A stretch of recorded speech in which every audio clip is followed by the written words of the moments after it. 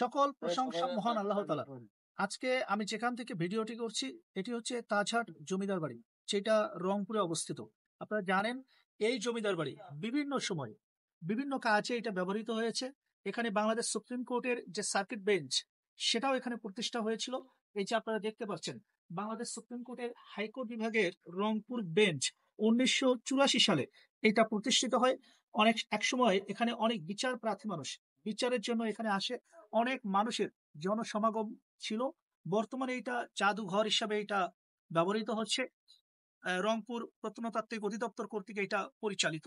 আমি যদি আপনাদেরকে দেখাই, আপনারা প্রথমেই ভিতরে যখন প্রবেশ করবেন, প্রবেশ করেই আপনারা যেটা দেখতে পারবেন, এখানে আপনারা দেখবেন এই জাদুঘরে প্রবেশ করবার পর এই জাদুঘরের কোথায় কি রয়েছে, প্রত্যেকটা জায়গায় কি কি রয়েছে এই সংক্রান্ত একটা মানচিত্র আপনারা এখানে দেখতে পাবেন। এখানে একটা মানচিত্র দেখতে পাবেন। দেন আপনারা যেটা দেখবেন, এই জমিদার বাড়ি যখন প্রতিষ্ঠিত হয়, প্রতিষ্ঠা লগ্ন থেকে শেষ পর্যন্ত কারা কারা এখানে জমিদারি করেছে সবকিছু এখানে একটা তালিকা এখানে দেওয়া হয়েছে। তাছাড়া জমিদারের বংশ তালিকা মান্নালাল রায় থেকে শুরু করে ভৈরব লাল রায় পর্যন্ত, অর্থাৎ যারা যারা এখানে জমিদারি করেছে সবার একটা তালিকা এখানে রয়েছে এবং সবার পরিচিতি সংক্রান্ত এখানে যদি আমি বলি প্রত্যেকটা জায়গায় দেখবেন এখানে ব্যানারের মাধ্যমে এখানে দেখানো হয়েছে।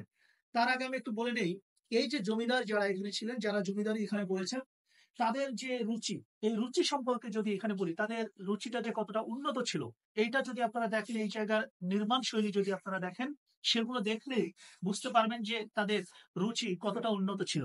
এখানে প্রত্যেকটা ক্ষেত্রে এখানে দরজা থেকে শুরু করে দেয়াল, মেঝে, প্রত্যেকটা জায়গায় তারা যে সুন্দর কারুকার্য করেছে, সবকিছু মিলিয়ে যদি বলা যায় তাদের রুচির যে একটা উন্নয়ন, এটা তখনই আমরা এটা এটা যদি আমরা দেখি আমরা বুঝতে পারি। এখানে দেখবেন প্রত্যেকটা জায়গায় খুব সুন্দর করে এখানে জানালা, দরজা, মেঝে সব জায়গায় এখানে খুব সুন্দর করে তারা একটা নির্মাণ শৈলীর কারুকার্য উচিত, যে দরজাগুলো, দেয়ালগুলো, ছাদ থেকে শুরু করে সব জায়গা, প্রত্যেকটা জায়গা দেখার মতো একটা জমিদার বাড়ি। এখানে যদি আপনারা এখানে আসেন, আসবার পরে আপনারা এখানে দেখলে আমার মনে হয় যে ভালো লাগবে। খুব সুন্দর একটা জমিদার বাড়ি। আমি এখানে একটু বলে নিই, এই জমিদার বাড়িটা একটু সংস্কার করা দরকার আমার কাছে মনে হয়েছে। যদিও এই জমিদার বাড়িটা অনেক সুন্দর, তারপর একটু সংস্কার করা দরকার। এখানে দেখবেন দেয়ালগুলোতে যেভাবে লেখালেখি করেছে, দেয়ালগুলো যেভাবে নষ্ট করে দিয়েছে, এই জায়গাগুলো আমি মনে করি যে এখানে সংস্কার করতে হবে। অনেক জায়গা এখানে দেখবেন ফেটে গিয়েছে, সুতরাং এই জায়গাগুলো একটু মেরামত করা দরকার, একটু সংস্কার করা দরকার। কারণ এই জমিদার বাড়িগুলো যদি এভাবে জরাজীর্ণ থেকে যায়, তাহলে মানুষ এখানে এসে কিন্তু দেখবেন তাদের এই জায়গা ভালো লাগার কোনো কিছু থাকবে না, এবং ইতিহাস এই জায়গাগুলোতে যদি না আসে, তাহলে মানুষ ইতিহাস সম্পর্কে জানার যে একটা ইচ্ছে বা জানার যে একটা আগ্রহ, এই আগ্রহ কিন্তু থাকবে না।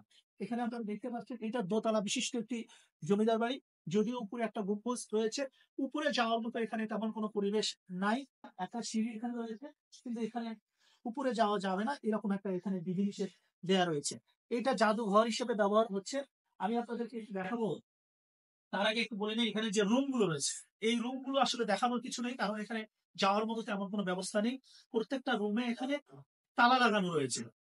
আমি এই যে রংপুরের যে প্রশাসক রয়েছে, প্রশাসক মহোদয়ের দৃষ্টি আকর্ষণ করবো যে এই জমিদার বাড়ির প্রতি আপনারা একটু হলেও দৃষ্টি দেবেন, কারণ এইটা যে জরাজীর্ণ যে অবস্থা, এই জায়গায় কিন্তু আমি মনে করি যে এখানে সংস্কার করা দরকার। প্রত্যেকটা জায়গায় দেয়ালগুলো একেবারে নষ্ট করে দিয়েছে। পাশাপাশি অনেক জায়গা নিচে থেকে শুরু করে দেয়ালের অনেক জায়গা এখানে ফেটে গেছে, যার কারণে এই জায়গাগুলো আমার মনে হয় যে সংস্কার করা দরকার। এখানে আপনারা দেখবেন যে জমিদার বাড়ির যে উঠানটা আপনারা এখানে দেখতে পাচ্ছেন। যদিও একটা সময় বিধিনিষেধ ছিল, আইনি বিধিনিষেধ থাকবার কারণে এই জাদুঘরের ভিতরে কোথায় কি রয়েছে এগুলো দেখানো যেত না। বর্তমানে এগুলো দেখানো যাচ্ছে। আমি আপনাদেরকে দেখাবো যে এই জাদুঘরের ভিতরে কি কি রয়েছে।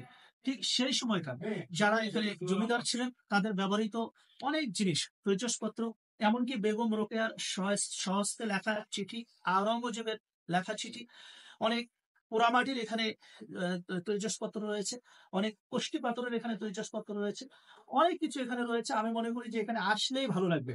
তার আগে আমি একটু বলে নেই, আমি প্রথমে বলেছি যে এই জায়গা সংস্কার করা দরকার। কারণটা হচ্ছে এখানে আশেপাশে যে পরিবেশটা রয়েছে আরো একটু রুচিসম্মত করা দরকার। এই জায়গা থেকে আমি প্রশাসনের দৃষ্টি আকর্ষণ করে বলবো, প্রশাসকের দৃষ্টি আকর্ষণ করে বলবো, এবং প্রত্নতত্ত্ব অধিদপ্তর যারা রয়েছেন, রংপুর বিভাগ যারা আপনার দায়িত্বে রয়েছেন, এই জায়গাগুলোর দিকে আপনারা একটু নজর দেবেন। কারণ এখানে অনেক কাজ করবার বাকি রয়েছে আমি মনে করি। এগুলো সংস্কার না করলে দেখা যাবে হারিয়ে যাবে, এই ইতিহাস থেকে এগুলো কিন্তু হারিয়ে যাবে, একসময় একেবারে শেষ হয়ে যাবে। এ পর্যায়ে আমি আপনাদেরকে জাদুঘরের ভিতরে যারা রয়েছে আমি সেগুলো আপনাদেরকে দেখাবো।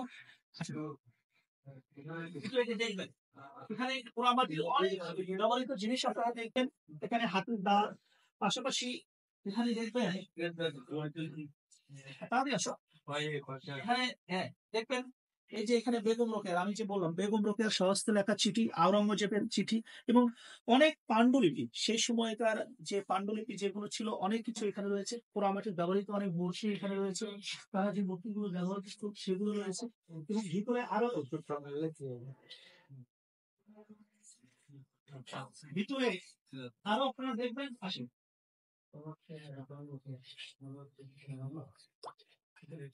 এখানে অসংখ্য মূর্তি আপনারা দেখতে পাচ্ছেন। হ্যাঁ, এখানে অনেক এবং পাশে এই যে এখানে দেখবেন অনেক পাণ্ডুলিপি, অনেক এখানে অংশ এখানে রয়েছে, অনেক বিশিষ্ট ব্যক্তিদের এখানে স্বহস্তে লেখা চিঠি, স্বহস্তে লেখা অনেক কবিতা, অনেক কিছু এখানে রয়েছে।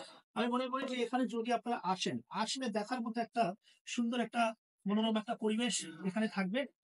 এবং পাশাপাশি দেখবেন সেই সময় এখানে যারা জমিদার ছিলেন তাদের যে ব্যবহৃত অনেক সঞ্চয়পত্র, অনেক মাটির ব্যবহৃত অনেক জিনিস সবগুলো এখানে রয়েছে। অনেক মূর্তি এখানে রয়েছে। তারা যে চেয়ারটা ব্যবহার করতেন, যে টেবিল ব্যবহার করতেন এখানে, সেরকম একটা চেয়ার টেবিলও এখানে রয়েছে। যদিও পুরো জমিদার বাড়িটা ওইভাবে দেখানো যাচ্ছে না, কারণটা হচ্ছে অনেক রুম এখানে রয়েছে যেগুলো তালা লাগানো, যেগুলো তালা দিয়ে একেবারে বন্ধ করে দেওয়া হয়েছে। তবে একটু বলে নেই, একটা সময় এখানে কিন্তু বাংলাদেশ সুপ্রিম কোর্টের, আমি আগেও বলেছি, বাংলাদেশ সুপ্রিম কোর্টের একটা সার্কিট বেঞ্চ এখানে ছিল, বিচার বিভাগের একটা অংশ এখানে ছিল, হাইকোর্ট বিভাগের একটা অংশ কিন্তু এখানে ছিল। এখানে অনেক বিচার প্রার্থী মানুষ তারা কিন্তু বিচারের জন্য এখানে আসতেন। এই জায়গাটা আপনারা দেখবেন, আপনারা দেখতেই পাচ্ছেন। আমি আবারও বলছি, এই জায়গায় আমার মনে হয় যে প্রশাসন থেকে শুরু করে প্রশাসক সবার একটু দৃষ্টি দিতে হবে, আরো আশেপাশে পরিবেশটা যাতে মনোরম করা যায়, রুচিসম্মত করা যায়, এই ব্যাপারে আপনারা নজর দেবেন। ভালো থাকবেন, সুস্থ থাকবেন। আল্লাহ হাফেজ।